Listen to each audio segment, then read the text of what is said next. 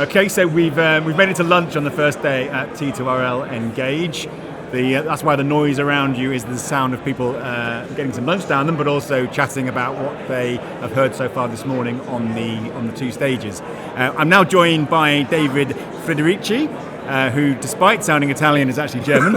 And David is the Senior Vice President and Head of Aviation Passenger Solutions, a very long title at IBS Software. I worked long through this. You did. Yeah, the more lengthy your job title, the bigger the salary. Is that how it works? Absolutely. Welcome, David. Thanks for inviting us onto your stand. So this is what you're doing welcome. this week. You've got a large stand here, which is great. Just a few words on the event. It's very busy. I think it's been oversold, if you like. There's more people here than they can cater for, so that's a good sign. What are you expecting to get out of the next 2 days, and what have you heard already that you think is interesting? Yeah, first of all, it's really impressive how many people are here. I think all the last couple of years it was not so that full as we can see it now. What does that mean? Do you think this is because they're talking about a topic that's really really on people's minds at the minute? I think what we saw in the last couple of years was some kind of people were in observation mode. Yeah. They saw that something was happening, but they did not really trust in it. And now they realize that they have to take care of this, they have to deal with it, they have to understand what this is about. We still see a couple of airlines and also people in the airline industry who are not entirely on the subject, and I think they are all, and this is actually the result of it, they are all trying to really now understand what this is about, who can offer what, and what can we achieve with this, and how can we really build our business cases around this. Yeah. So you said this. Well, expand on what this is. This is about airlines coming into the modern age, the 21st century. So when I talk in Richard Clarke's words, we are moving from PSS to PSS 2.0. Yeah. We are not talking about PSS 2.0. We are talking about an industry where we facilitate airlines to become really digital. What that means is that in the past you were running on legacy systems. You actually were not necessarily legacy systems, but the principles applied were legacy principles. Right. And that prevented them from doing a lot of things that they see that other industry are doing already for years. So when you look to the bank industry or to the big retailers, they are much more flexible in introducing new products, pricing, etc. And that's something where we need to get the airlines as well. Yeah. And I think this is what we are trying to do. We are trying to present, or a couple of vendors are trying to present their solutions for the airline industry in the future. It's called OOSD, Offer, Order, Settle, Deliver. Yeah. Well, that's T2RL's word for it. IATA calls it one order. Same thing. No. That's It's a terminology that comes from IATA. Okay. Yeah, so it started with NDC, you know, the distribution capabilities, which was actually covering the distribution, the sales part, to modernize that piece, and then followed by one order. But when they then realized that this entire discussion about NDC and one order became too much technical and people did not really buy into it, they started putting it on business terms, and the business terms are now offer, order, settle, deliver. Both are offer, order, settle, deliver are implementing NDC and one order, so they're actually leveraging this to really get platforms out there. Okay, and so tell us what the role of IBS is playing in all this. You've got technology you're actually still developing. It's not like you've got a fully fledged product. This is a project that is ongoing. Yes. But you have products, you have systems and solutions out there now for airlines to use today. Yeah, I think first of all there is not even one solution ready today. So all the vendors are really building with many efforts. We know that everybody is putting large investments into it, and it's certainly really a game changer for the entire industry or for all the vendors if they succeed with this. What has to be said is that we have a platform, or let me say differently, we started already 25 years ago, to build a passenger services system, a PSS, on different principles. So we had, for instance, from the very first beginning, we had a customer record in our system. We were assigning orders or PNRs always to a customer record. We could value a customer. We could do dynamic pricing and all these kind of things. By the way, something that low-cost carriers did for many, many years already very good. So in that sense, you heard maybe this morning Richard Clarke saying, actually Amadeus has already an offer order management system that is Navitaire, and the same do we. We have this system in place which came along with these principles already for many, many years. Right. What we are now doing is we are moving the principles over to the new world, to the OOSD world. We are recreating particular functional modules on new technology stacks. We are adding other stuff like AI, a lot of AI in particular for the offer creation, but as well for the order management piece.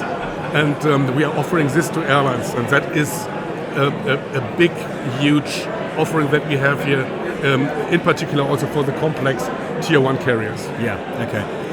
And there are different elements to this. You start with your offer creation, and then there's order management. You said that IBS are quite strong in the order management area. What does that actually mean? I think we offer the entire portfolio. Yeah. We offer the entire portfolio, but we have one key aspect. We think before you can really integrate or implement complex offer management systems that come along with dynamic pricing or particular products that are today very difficult to sell. So for instance, Air New Zealand has a Sky Couch.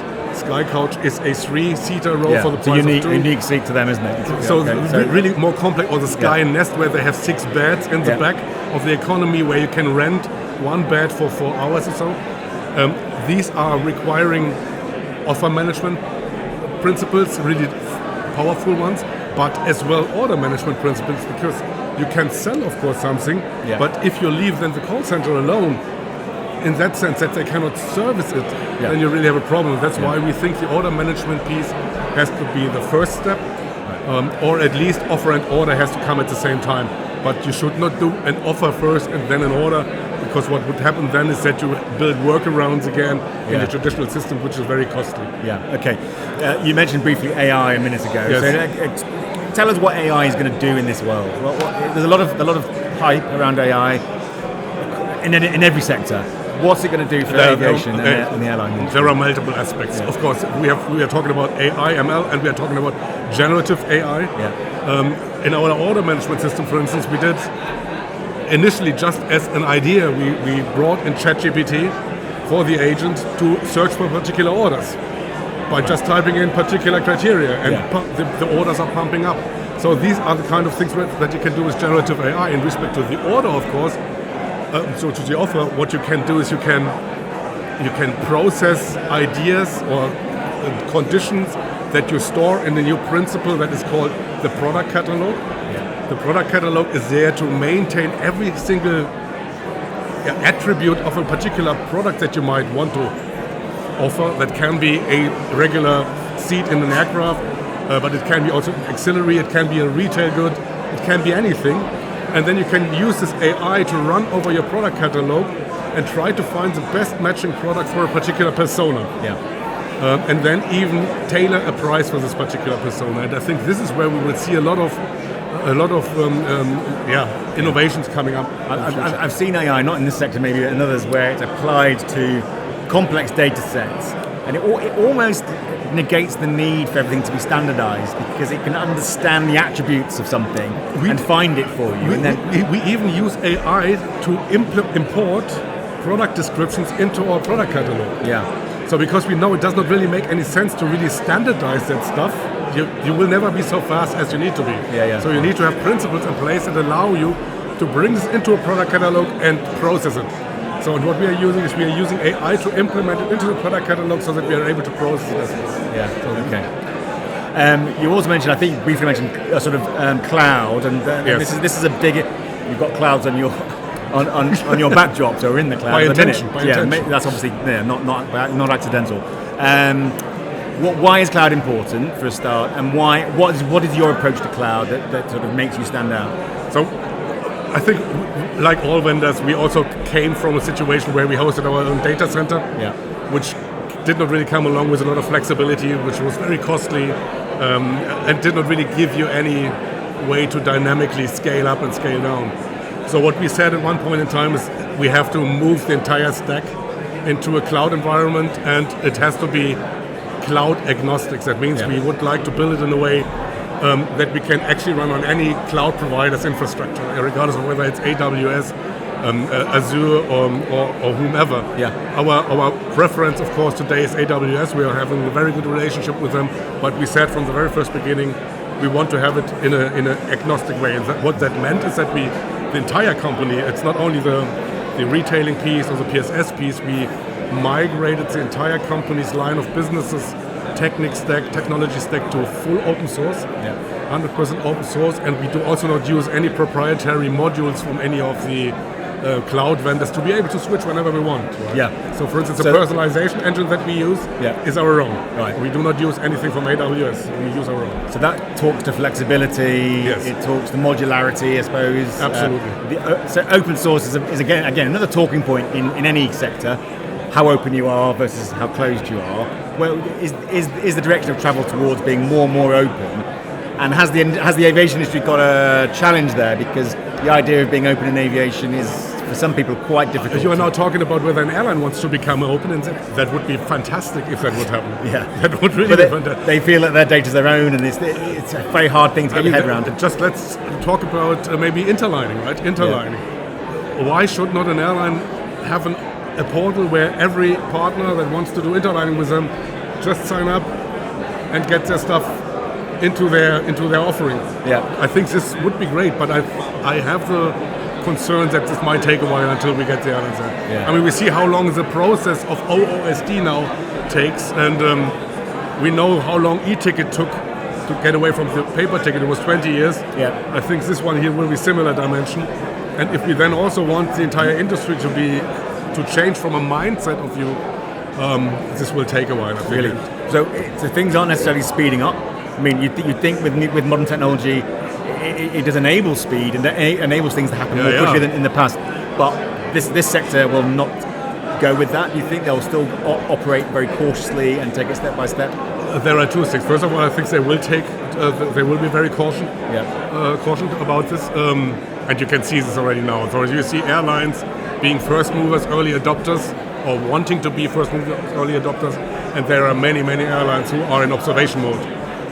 That's clearly the case. Yeah. So this will certainly take a while. But then there is also one other aspect. I think not everybody is aware of this, but this transformation requires bandwidth. Yeah. Bandwidth on the vendor side, but as well bandwidth on the business transformation side of the airline, because an airline will no longer operate like they did before.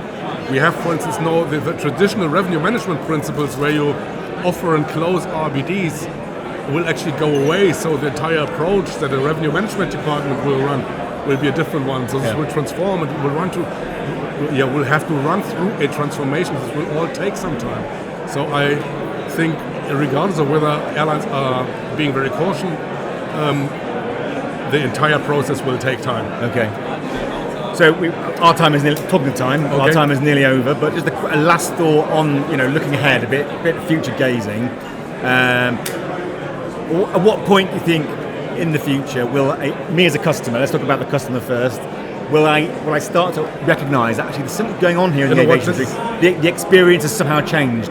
They won't know why it's changed because it'll be a technical thing. I tell you what, there is a very funny one actually. You will notice at that point in time when you do not complain anymore. Okay. Because today what we have accepted a status quo that is unbelievable. We take things as given which are not acceptable. You would not accept it in any other industry. Yeah. Let's assume you are trying to you are booking a flight with OneWorld or with Star Alliance, and you have an interline routing, and you try to reserve a seat, and both airlines running on different systems. You will 100% till today notice that you cannot reserve a seat on the interline partners. Yes. And we have taken this as a given. We do not even complain anymore about this, right? Yeah. And OOSD is a door opener to get these kind of things right, and you will notice, oh my God, all of a sudden everything is working. Yeah. So it's the word seamless. It's a bit of a jargon word, but seamless. It's kind of what it means. It's like it really runs then in an ecosystem that is made for this purpose and not on workarounds. And today what we have is tons of workarounds, and we need to get away from that. I remember, maybe this is an example which again will disappear, but flying back once from Vegas on a work trip, we were disrupted. The flight was rerouted to a different EOS airport. And I said to them, I said to the lady on the customer service at the gate in Vegas, said my bag will come with me, won't it? Because it was already checked in. And she went, oh yeah. And I was like, no, it won't. I kind of know it won't. Don't tell me it will. Yes, exactly. And of course, I had to wait till I got to Heathrow to find out it didn't. And we do not even complain anymore about this. That's the point, because we have taken this as a given. Yeah. And this will go away. Yeah. So that speaks to how the customer experience will be transformed. Yeah, absolutely. Is this a revolution or an evolution? Final thought. It's not a revolution. No. If it would be an evolution, I would not. Too slow. Work. If it would be an evolution, we would accept tons of further workarounds. Yeah. So it is a revolution. Oh, it is. Okay. But it's a slow one that takes place over a long period of time. It's not like that. Yeah. Okay. Look, David, thanks for that. Okay. Really pleasure to speak to you. Hope you enjoy the rest of the show. Okay. Thank you very much. Thanks a lot.